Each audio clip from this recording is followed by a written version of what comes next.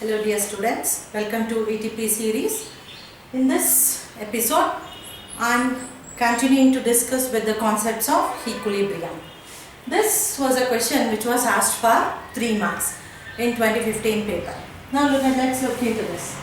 Derive an expression for the equilibrium constant Kc for a reaction. Now let us see how we can derive and then take this complete 3 marks. Consider a reaction A moles of A plus B moles of B undergoes reversible reaction forming C moles of C and D moles of D. Now they have attained equilibrium condition. The rate of forward reaction is given by, either you can write it as V1 or R1, velocity or rate. Is V1 or R1 is equal to K1 into molar concentration of A raised to the power A into molar concentration of B raised to the power B. This will be for the forward reaction. Similarly, the rate of backward reaction is V2 or R2 is equal to K2 into molar concentration of C raised to the power C into molar concentration of D raised to the power small d. This rate we are writing based on Goldberg and Gauge's law of mass action. Okay. Now let us look to the next step. At equilibrium, rate of forward reaction is equal to rate of backward reaction. V1 is equal to V2. Therefore, what is V1? K1 into molar concentration of A into molar concentration of B is equal to what is V2?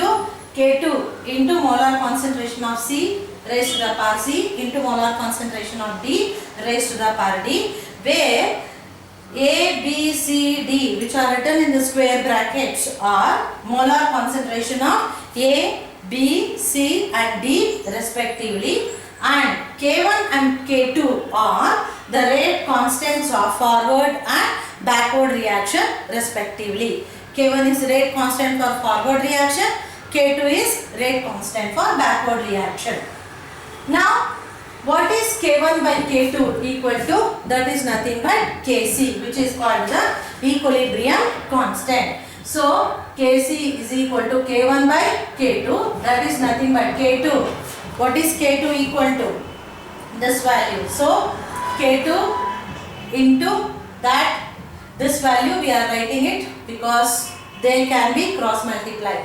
K2, that is molar concentration of C raised to the power C into molar concentration of D raised to the power D divided by that of K1 into this value can be cross multiplied. K1 into this molar concentration of A raised to the power A into molar concentration of B raised to the power B, or directly Kc will be equal to this, that is the product of molar concentration of the product raised to the appropriate coefficient terms as per the balanced chemical reaction divided by the product of the molar concentration of the reactants raised to the appropriate powers.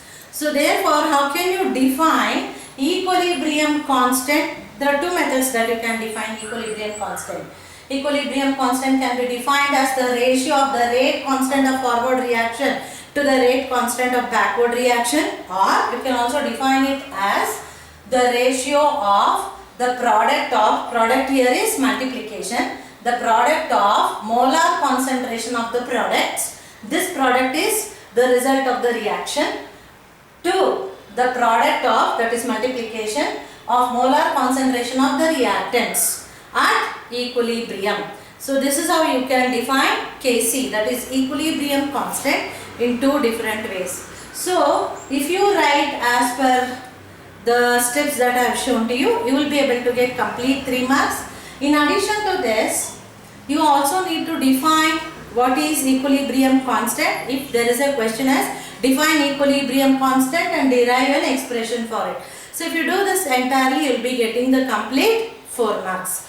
Keep watching all of these ETP videos, which will help you to understand these concepts better and then help you to score the marks better.